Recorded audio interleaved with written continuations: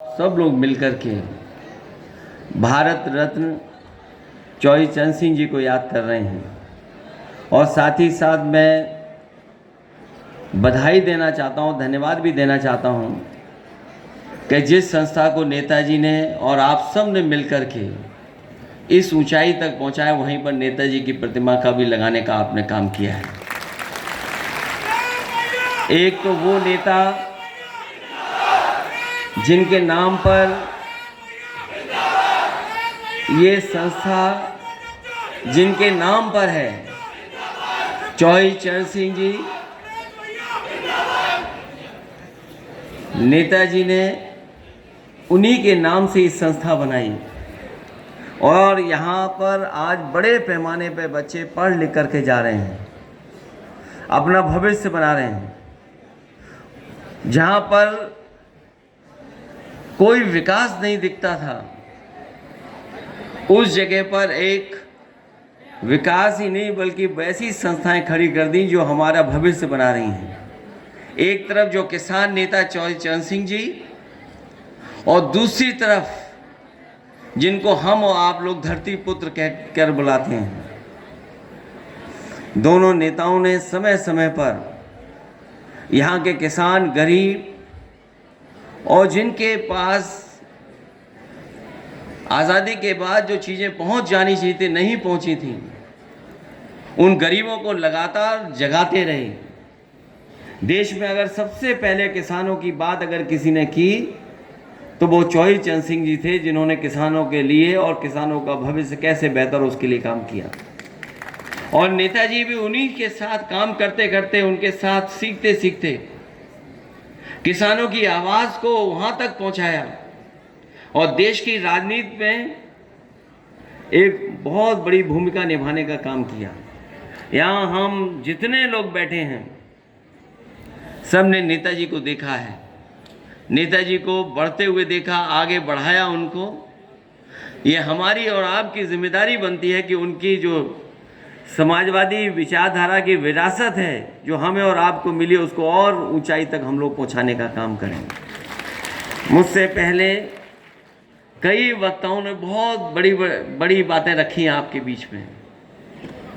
मैं उन सब से अपने आप को जोड़ता हुआ, आप सब जानते हैं तमाम राजनीतिक दल हैं, लेकिन इकलौती समाजवादी पार्टी वो पार्टी है जिसके नाम में ही समाजवाद है। जो प्रेम्बल में हमारा समाजवाद है वो हमारी पार्टी का नाम है।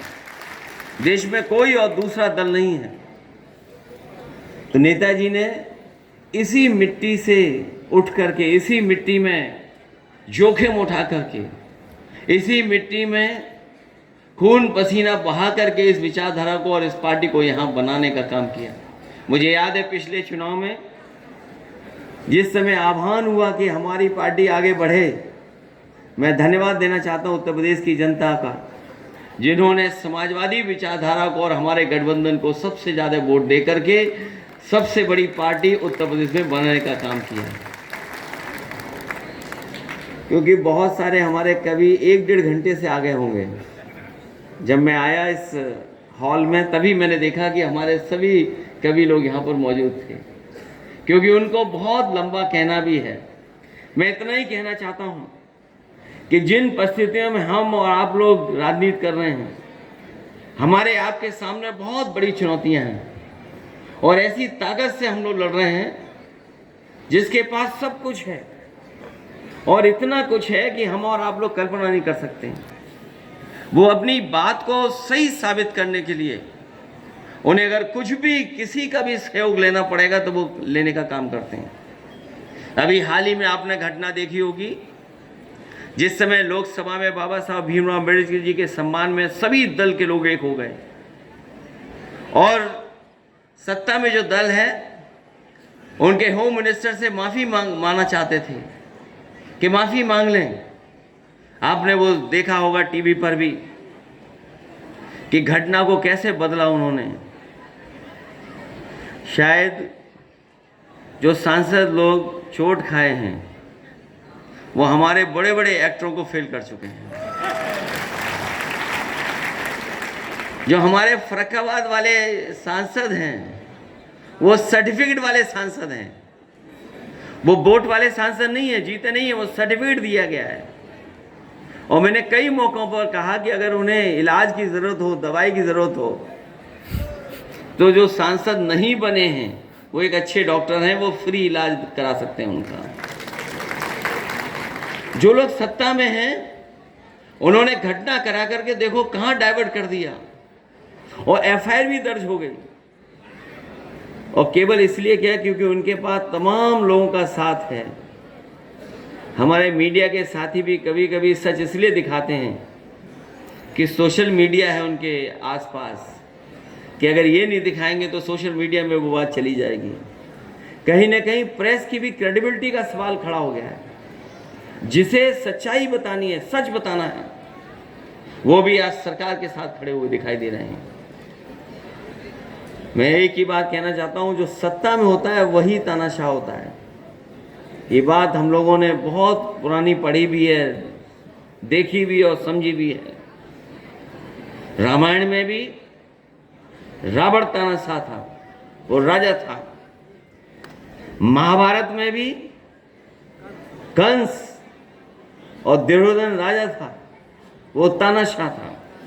हम लोगों ने रामायण में भी पढ़ा है, महाभारत में भी पढ़ा है कि तानाशाह बहुत दिनों तक सत्ता में नहीं रह सकता है। अंततः तानाशाह को जाना ही पड़ता है। जो तानाशाह सरकार में आज बैठे हैं, हो सकता है उन्हें लगता हो कि सरकार उनकी चलती रहेगी, लेकिन जनता भी देख रही है और समझ रही है।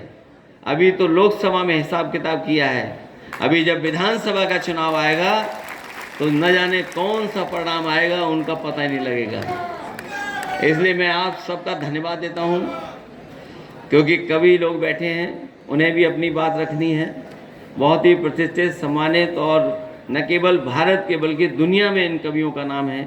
ऐसे कवि आए हैं, मैं उनका स्वागत करता हूं। साथ ही साथ यहाँ पर जितने भी समाजवादी साथी हैं उनका धन्यवाद देता हूं।